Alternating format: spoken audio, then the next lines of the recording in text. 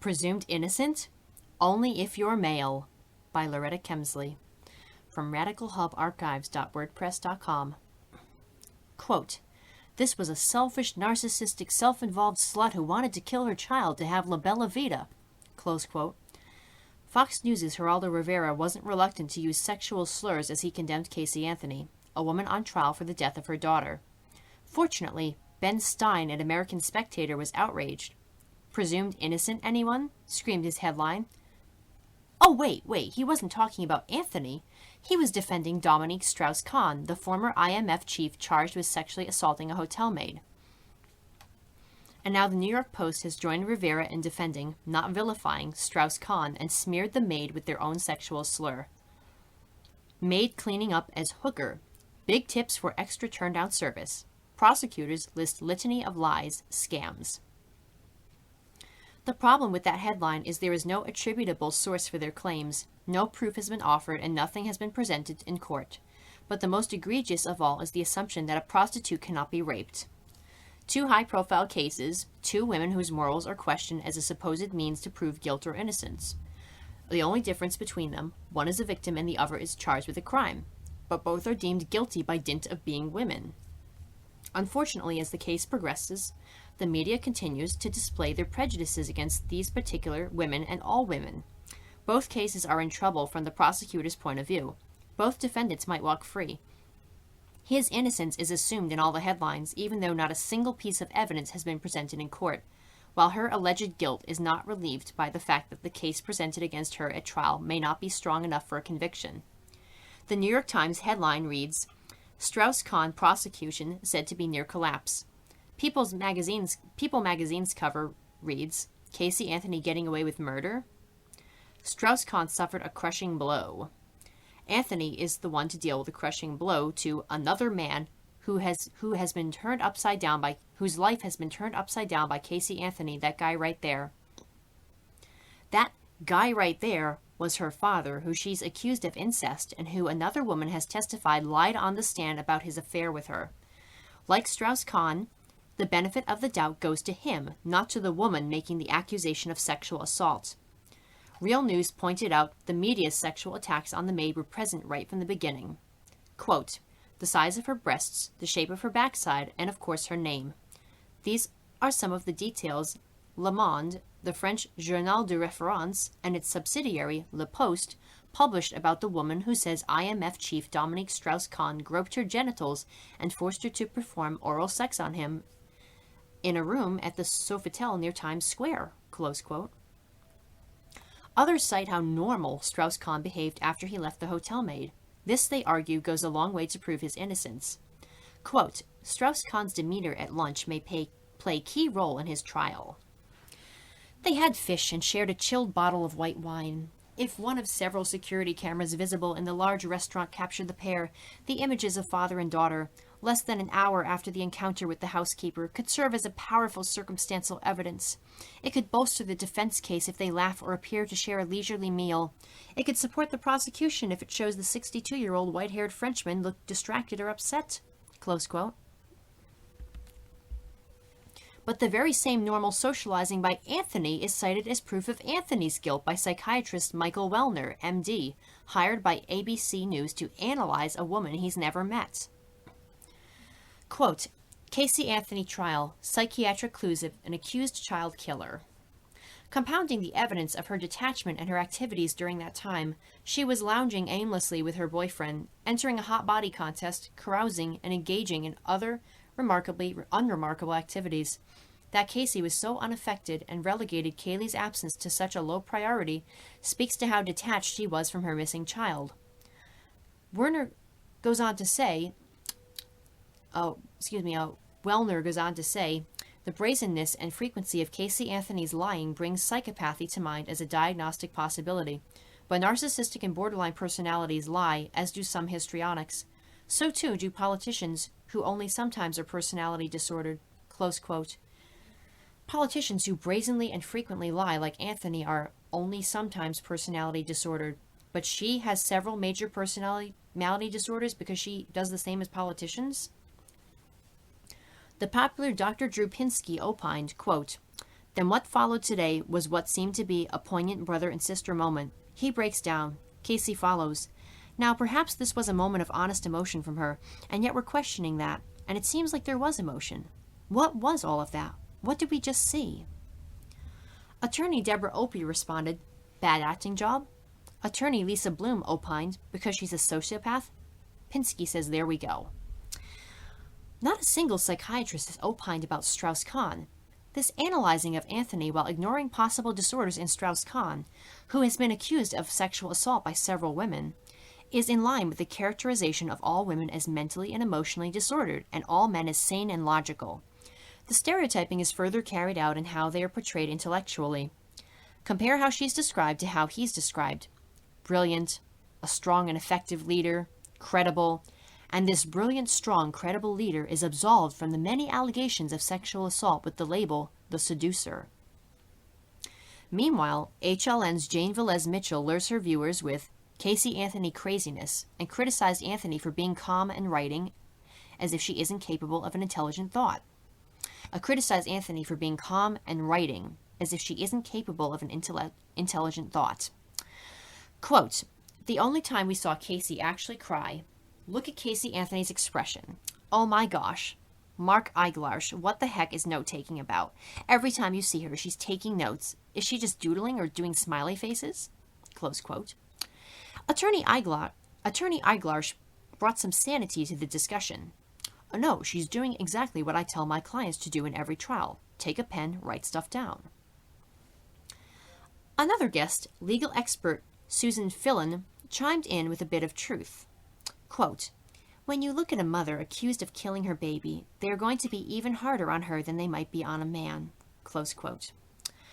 HLN host Nancy Grace railed against her lack of emotion, calling her a brat, reflecting the women aren't adults rationale. Quote, I thought I had seen it all when I saw Cindy the first time she testified, just bent over double on the witness stand. The sharp contrast of her with her head down crying, hardly able to speak, and Top Mom sitting there frankly, looking pissed, just looking bored out of her skull, irritated, shooting daggers at her mother, and then after all this, said Grace. Attorney Daryl Cohen, a guest on Grace's show Monday night, said, Nancy, it's one of the most continuing, unbelievable things I have ever seen at a trial. First of all, if there was any emotion at all in Casey, it should have come out. Close quote.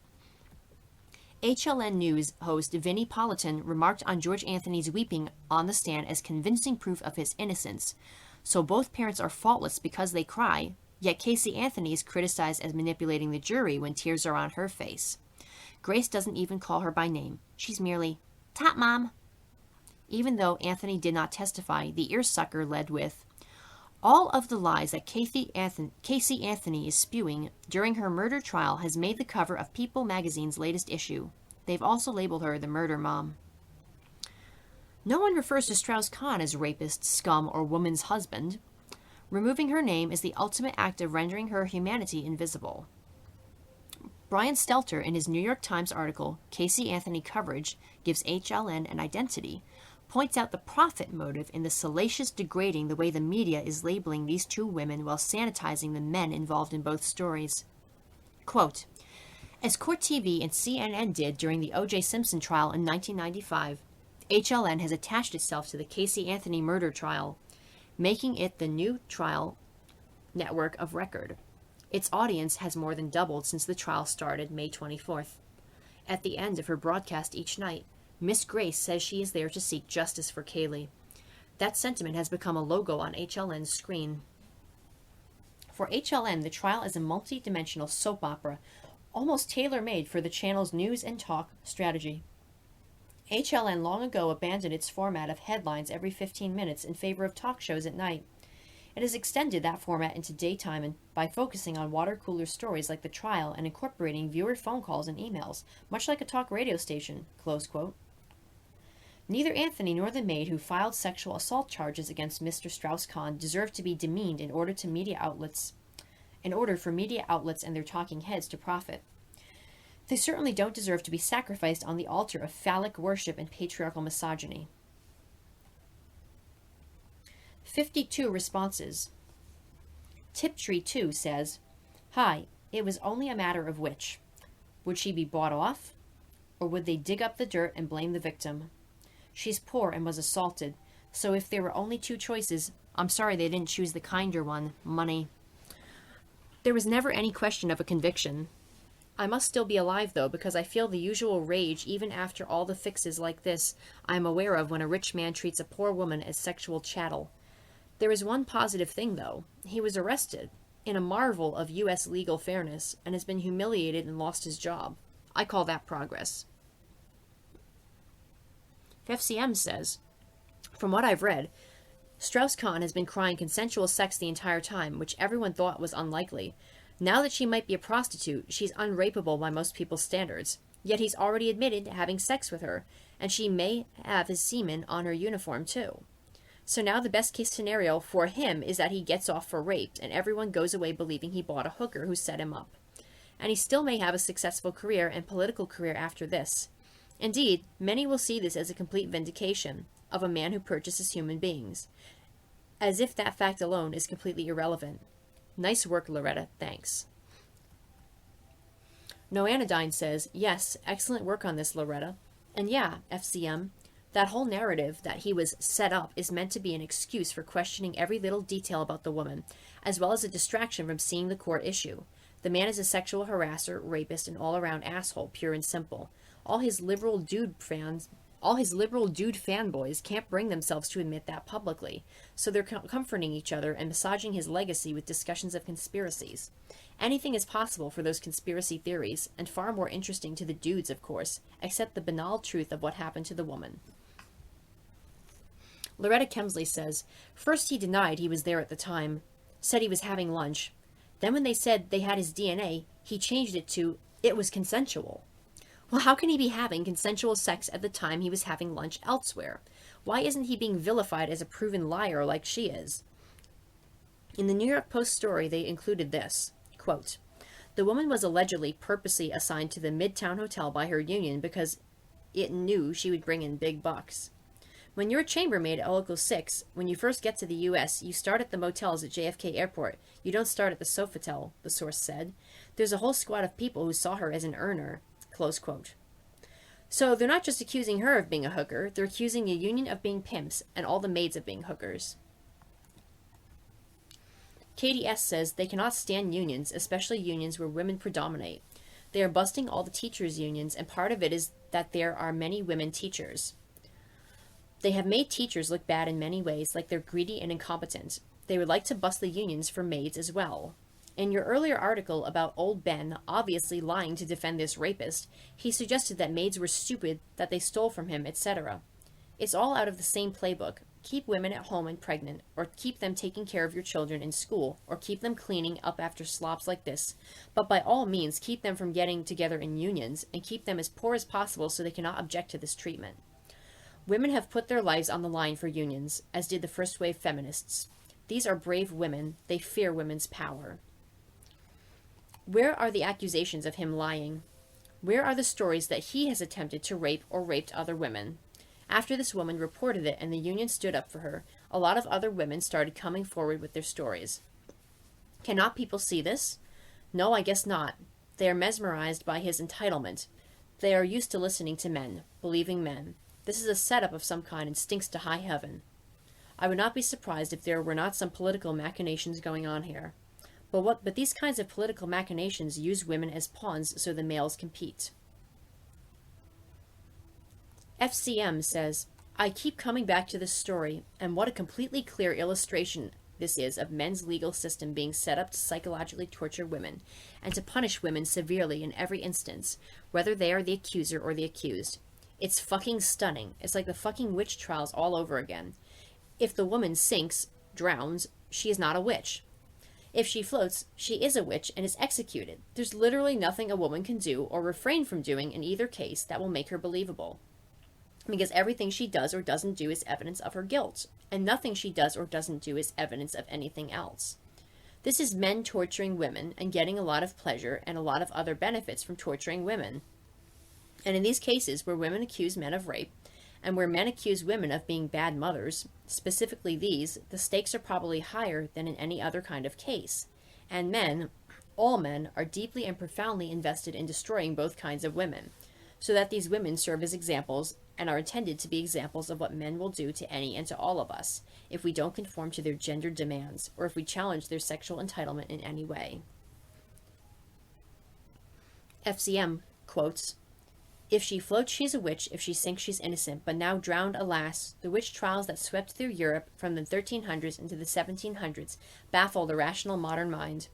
While Europeans suddenly concluded that many of their neighbors were casting curses and smiting their crops remains a historical mystery." Close quote. A historical mystery? Really? And one whose logic or lack thereof baffles the rational modern mind? Hello? Jesus fucking Christ on a popsicle stick, people. The witch trials never ended. Lucky Nichols says, "FCM, have I told you lately you rock my world and you're my hero? Damn, you're good. You cut through the bullshit and zero in right on the target with laser precision." Okay, it's not just FCM. All the women on this hub rock my world. It's so nice to have a rest from it all and kick back and watch my sisters kick ass and name names. Well done, Loretta. Noanodine says, "And how about Geraldo's use of the word slut? What say the slut walkers? Hey, Hugo, got a comment? Does all that reclaiming of the word mean Geraldo can use it in this way, or does it mean that he has misused it? I'm thinking that whole bunch of slut walkers kind of had a light bulb moment hearing Geraldo's use of the word. It can't be reclaimed. What do you know?" FCM says, "Thanks, Lucky. The hub is amazing, isn't it? I'm so pleased with how it's going so far. I also wanted to add, concerning the witch trials, if the way your guilt or innocence is determined is to destroy you in either case, innocent equals drown, guilty equals burned alive, then the only way to avoid these negative outcomes is for women to never be accused. It's not to never do the forbidding thing, because that's irrelevant. Once you're accused, your fate is sealed. The only end is death, and it's not to never be suspected of doing the bad thing either, since someone could easily suspect you of doing it and never turn you in. No, the only way to avoid being executed by the state, if you are female, under men's irrational and misogynist legal regime, is to make sure, to whatever extent you can control it, that you are never even accused at all. To conform and people please completely and consistently so that you don't piss anyone off, or don't piss the wrong person off, so that they make the accusation. It's to fly under the radar, to not rock the boat, and to do whatever the fuck anyone wants and not say boo about it or you could die. And this never ended. It's still happening and we all know it." Ooh, good catch with the now reclaimed slut word, Noanodine. I wonder if it even sank in. I doubt it. Noanodine says, "It's clear that without hub and rad femme bloggers everywhere, our kind of thinking would never see the light of day." Cherry Blossom Life says, "My child fell pretty hard 2 days ago. 2 men, the doctor plus another one, asked me what I was doing at the time. I should have said, 'Taking a shit, is that not allowed?' The doctor even attempted to suggest I changed my story in order to cover up some evidence or another. Turns out my child wasn't even unconscious as we'd all previously thought, but was actually just taking a nap because of the fright. Complete and utter bastards, these men who never spend time with children and yet are so quick to viciously point the finger at mothers." Sheila G. says, "This is a fascinating comparison of 2 people charged with crimes. Well done. But the minor miracle is that Dominique Strauss-Kahn was actually arrested in the first place, and he was forced out of his job. And Christine Lagarde got the job. That part is the victory, and it was because of feminism that it even got that far. He was caught in a lie. He said one thing and was doing another. And the liberal male press needs to pay attention to this. But since they all buy prostitutes and lead sexually questionable lives, they can't possibly deal with another man who has been accused of rape and has had a history of sexually harassing women. The Anthony case I haven't really followed, so this was a good catch-up for me." FCM says, "So, in the beginning, he lied and said he wasn't even there at the time.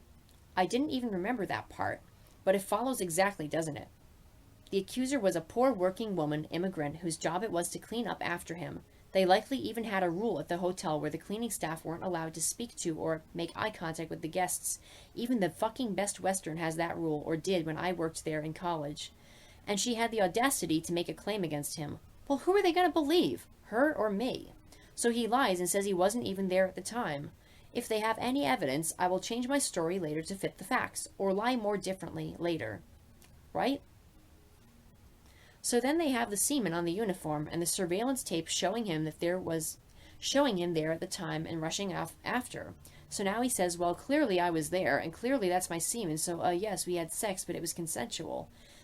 But the thing is that he already fucking lied. He already showed that he was very willing to leverage his unearned credibility as a powerful man against this powerless woman by lying and assuming that he would be believed and she would be assumed to be lying. This is so common it hurts. So what we should do here is to not believe a single fucking thing this man says ever again and see where the evidence leads. That's concerning the rape case. What we should do in addition to that is to realize the kind of man he is, that lies and leverages his unearned credibility against powerless women, and that by his own admission he uses prostituted women, and to toss him and his lying pay-to-rape ass in the political and social dustbin, and let him rot there forever. But that's not what we see. Instead, he may end up being the fucking president of France, which is where he was headed before all this happened, when everyone already knew he was a serial sexual harasser of women and no one cared, and now they are back to not caring.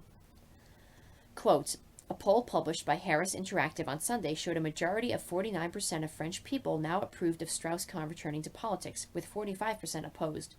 The doubts cast on the maid's case prompted calls by some socialists for the party candidate selection process to be extended to allow Strauss-Kahn time to enter. François Hollande, the party's former leader, currently polling as favorite to beat Sarkozy in Strauss-Kahn's absence, said he was open to such a move, as did Ségolène Royal, a former presidential challenger also running in 2012. Royal on Friday had played down the prospect of Strauss-Kahn returning, but said on Saturday that she could accept such a move without difficulty. Close quote. Loretta Kemsley says, so he's still charged with the rape, and they've already exonerated him. Doesn't surprise me. 13 women came forward to say Arnie sexually assaulted them, which he admitted to and apologized, and he was still elected governor in a state that prides itself on its progressiveness. Sex crimes just aren't considered real crimes and never have been, unless a woman commits it, as in Lorena Bobbitt. Loretta Kemsley says, Cherry Blossom, the same thing happened to my daughter who returned from work and found her child injured. The babysitter, it happened at her home, said that he fell while jumping on the couch and hit his head on the coffee table. He could not stand or walk without wobbling or falling. She did not call my daughter or me to report the injury, let alone call a doctor. 911 or take him to the ER. We did. The injury was bad enough to keep him overnight for observation and have pediatric neurologists examine him. The doctors called DCFS. As soon as they found out my daughter was at work, they closed the case. Didn't even investigate the babysitter as to why she risked his life by doing nothing, let alone investigate how the injury actually occurred. I doubt it happened like she described and said so. Needless to say, he wasn't left with her again, but this rather shows the prejudice against mothers. No Anodyne, good catch on the deleted comment. You're right. It's rare for women's truth to be told when it bucks the fictional narrative our society loves to project. Katie S. says, quote, but the thing is that he had already fucking lied. He already showed that he was very willing to leverage his unearned credibility as a powerful man against this powerless woman by lying and assuming that he would be believed and that she would be assumed to be lying. So this is so common it hurts. So what we should do here is to not believe a single fucking thing this man says ever again. Close quote. And also what we should do here is to not believe a single fucking thing that any man says. If they want anything they say to even begin to be considered in even the smallest thing, they need some kind of gold-plated, irrefutable evidence. Think of all the heartache that would be avoided if this was the standard they were held to.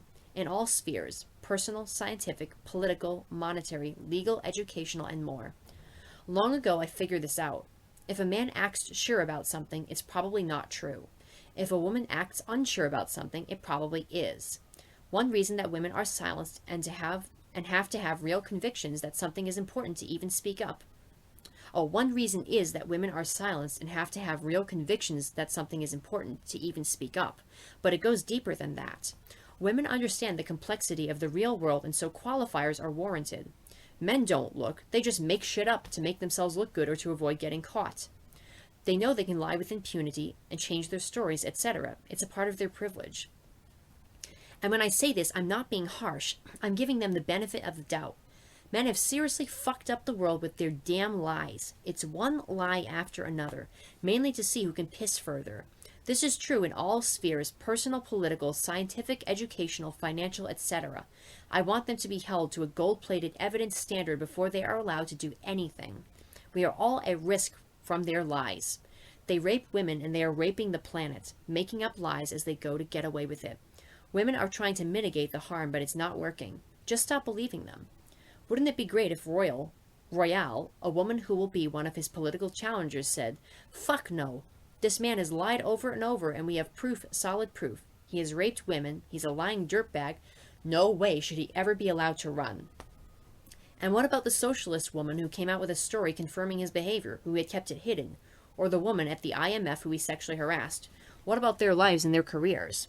Wouldn't it be effective if French socialist women came out against him as a group or threatened to leave the party?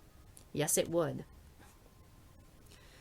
YTTIK says, both cases have been a horrendous, in-your-face example of misogyny and the double standard. Casey Anthony is smeared for being a bad mother, a liar, and a party girl. No mention whatsoever of the father or where he is. Apparently he had no responsibility towards his child, and that's all okay. But heaven forbid this woman may not have been enthusiastic about motherhood herself. Still no evidence about whether or not she killed the child. I think they're going for guilty by default. She's evil, therefore she made our crops wither and her kid die. As to Kahn, his character is completely irrelevant. He has prior corruption charges, women who have complained about rape before. He tried to flee afterwards, and he lied repeatedly about this particular incident. All irrelevant. All that matters is that the character of the woman he is accused of raping. It's a well-documented fact he's a liar, corrupt, and promiscuous, but of course we'd never say those things about a man. They're not relevant to whether or not he's been victimized. Yes, in upside-down world he is now the victim. Since he's now the victim, can we finally discuss his character? No. But, he's a slut and corrupt and has lied. Doesn't that mean this woman couldn't have possibly victimized him by setting him up? No. His character is still irrelevant. Don't try to reason with patriarchy. It doesn't operate on a rational level. The message comes through loud and clear. All women are guilty until they prove themselves to be of such high moral integrity that they are worthy of justice. Good luck with that one. The stakes are really atrocious. There's a desire to execute Casey Anthony whether she killed the child or not, and there's a push to charge the woman with perjury and false reporting and send her to prison, whether she was raped or not. The actual crimes in the cases are not even part of the equation anymore. We simply want to punish women.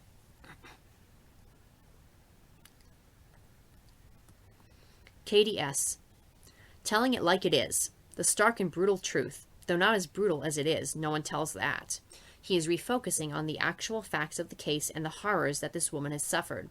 Imagine what it has been like for the daughter, sitting outside that office and hearing them yell at her mother after her mother got raped. This is a brave woman, fighting for her rights. He conveys that in no uncertain terms. Partway through the video, there's a split screen where it's showing Strauss-Kahn and his lawyers in the courtroom. Quite a contrast with her lawyer, an entitled prick, and his lawyer, who also looks like an entitled prick. You can tell that they are eager to brush this aside like some kind of minor annoyance. Strauss-Kahn does not look scared that he will go to jail or anything. He does not look contrite or humbled. He looks annoyed that something like this would ever enter his entitled bubble world. He's always gotten away with this brutality and expects to get away with it again. Loretta Kemsley says, I just learned why George would have covered up an accidental drowning. This was posted on a discussion about an MSNBC article titled, Jurors See Scant Evidence in Casey Anthony Trial. Quote, as a cop, he would have known that, under Florida's Residential Swimming Pool Act, it would have proved culpable negligence, aggravated manslaughter of a child, felony of the first degree, punishable as provided in S-775, and they gave a bunch of laws, maximum penalty 30 years for Cindy and possibly George Anthony as the homeowners. That is why the defense tried to establish that Cindy did not remove the ladder when she went swimming on the day Kaylee was last seen. Close quote. So they threw her under the bus to save their own butts. Better she should get the death penalty rather than them facing charges at all. This also explains why George has tried to prove her guilty every step of the way. The jury just began deliberating. I hope they either deadlock or acquit her. FCM says, LOL, Mary. Where have we heard that before? Sexual predators love to invoke the misogynistic legal system to punish their victims for speaking out. The entire system is not just rigged, it's black comedy. It really is. No Anodyne says, very damning information about the pool liability, Loretta. Thanks for noting that. How thoroughly has a scenario been explored that is based on Casey's childhood sexual abuse? How could that have played into her deciding not to blow the whistle on her father's culpability in the drowning when it happened? It's not hard to imagine that Casey's decision-making process, the way she frames problems and solutions, for example, has been thoroughly colonized through sexual abuse. Hiding the truth is the hallmark of childhood sexual abuse. She knew her father was in trouble because Kaylee drowned in his pool, but because of Casey's relationship with her abuser, rather than acting on behalf of her daughter or herself, she acted to protect him, using the method she had been taught to use throughout childhood, lying to protect Daddy. And abuse victims believe, because they have to believe to even survive being abused by someone they love and trust, that the person will love them and protect them in return. So she expected that he would not do this to her. The core question to ask about Casey is obvious to anyone who gives a damn about women. Why would a woman act like she has? And the answer is equally obvious to anyone who really knows what girls and women experience. Because she has been sexually abused and is acting exactly like someone who has the very kind of disordered thinking that results from sexual abuse. We now have real, true science-based proof on this. Rather than leaping to the conclusion that she would kill Kaylee and hide that, a very rare phenomenon, even though each instance gets a massive amount of press, the simple truth is obvious on the face. There was an accident, and the one person who had every reason to tell the truth didn't have the healthy mental or emotional framework to figure out what to do. And while she was trying to figure it out, she would have been harangued by her abuser and the other person in the abuse secrecy scenario to keep being who they had taught her to be. She had no way of seeing any other solution. For her, it was as if it didn't exist. That is a perfect example of what childhood sexual abuse does to women's minds, and is the simplest possible explanation for what happened.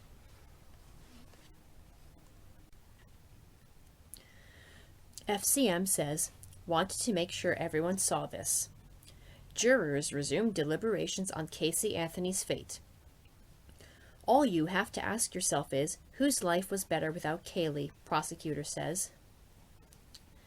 The obvious implication here is that women who have ambivalent pregnancies, unwanted pregnancies, or struggle with caretaking children in general, i.e., that it makes their life harder, are to be convicted of murder if an accusation is ever made. Is this not the implication here? Please. And the only way to avoid this result is to make sure you're never accused, and to make sure you pretend that childcare duties unconditionally make your life easier. Also, is this, oh, what a great day for misogynist quote mining. But isn't every day? Report. Prosecutor to drop charges against Dominique Strauss-Kahn. We all know this case is not sustainable, source tells New York Post. From the article, quote, she is not to be believed in anything that comes out of her mouth, which is a shame, because now we may never know what happened in that hotel room, said the source quoted by the New York Post. Close quote. Yes, and he has already been proven to be a liar who willfully uses his position as a powerful man to leverage his unearned credibility against a powerless woman when she accuses him of rape. Why is this case unsustainable when Casey Anthony's is too, but hers was taken to trial and is being framed as she's getting away with it? It's just as Loretta says, there are endless examples of this.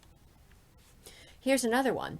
These assholes should read this blog, seriously, or just ask a mother who never wanted children but was forced into motherhood anyway, if it was a relief when the child became independent, whatever that looked like. The detail that could doom Casey Anthony.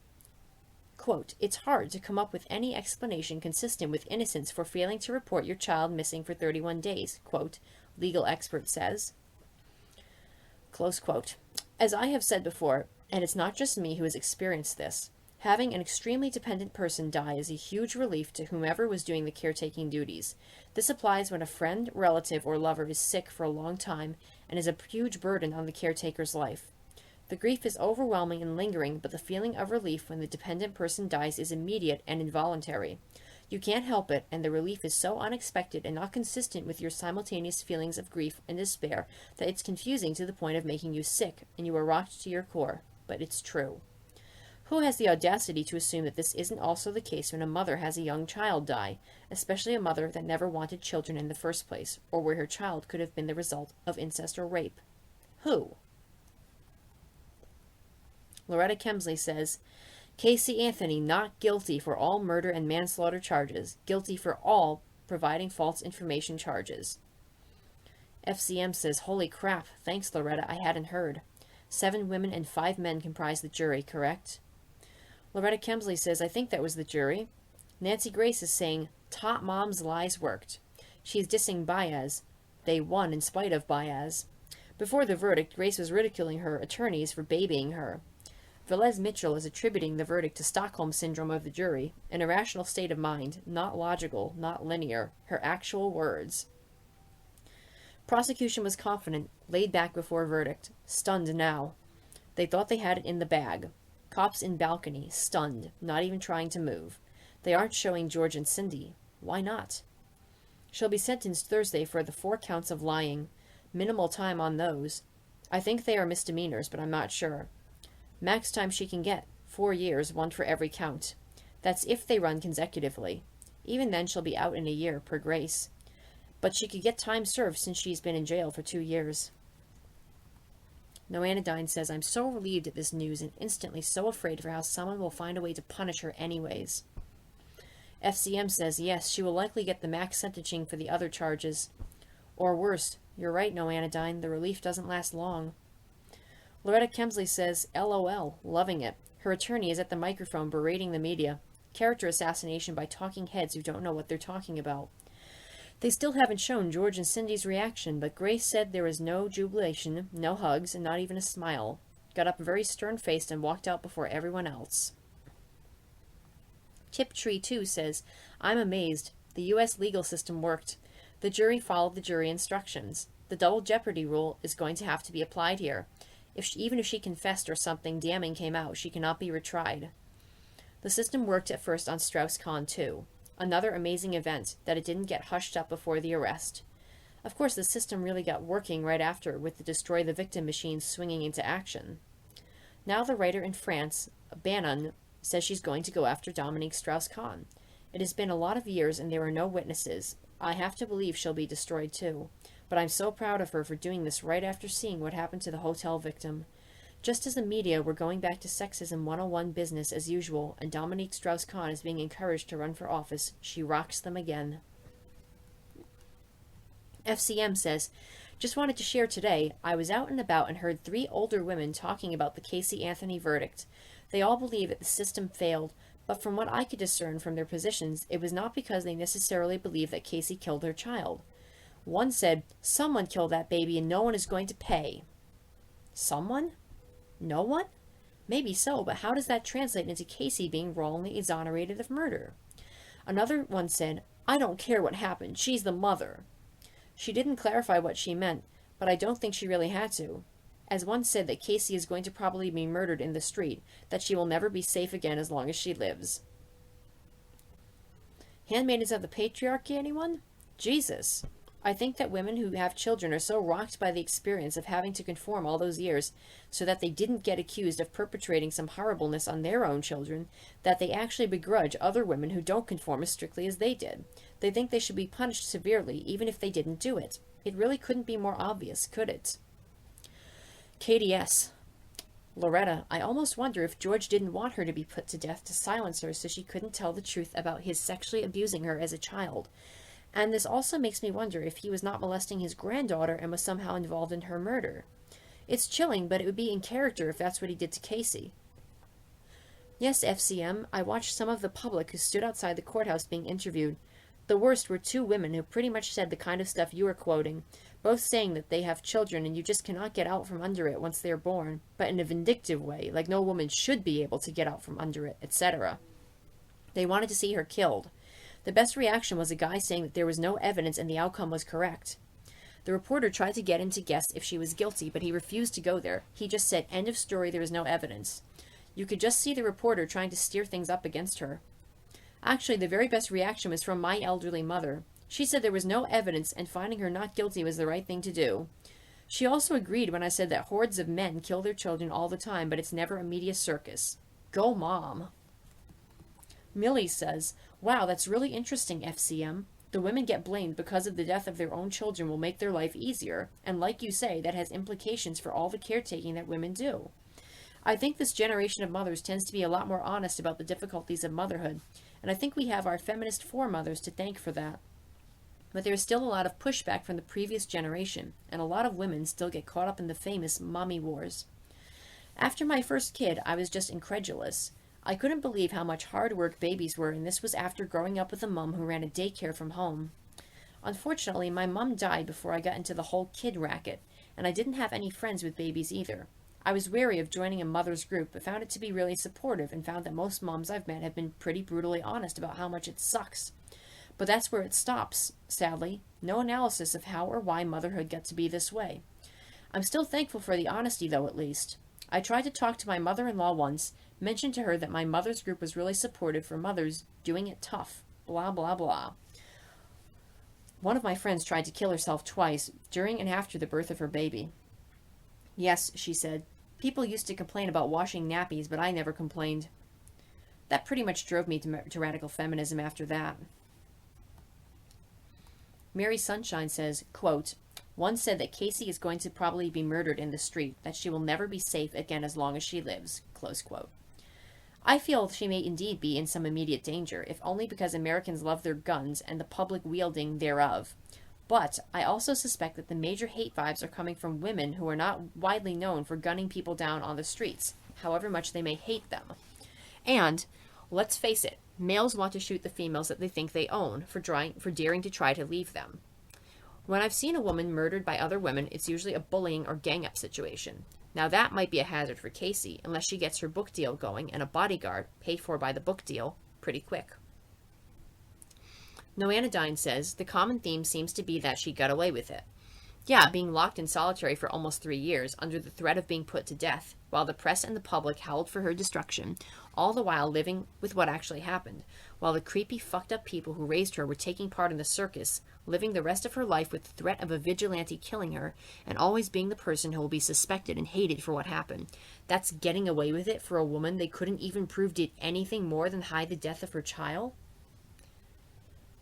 Lilith said, I find the comments on RadFem at least as interesting as the original posts. The intelligent analyses, observations, critique, and mature conversation is such a relief and inspiration to me.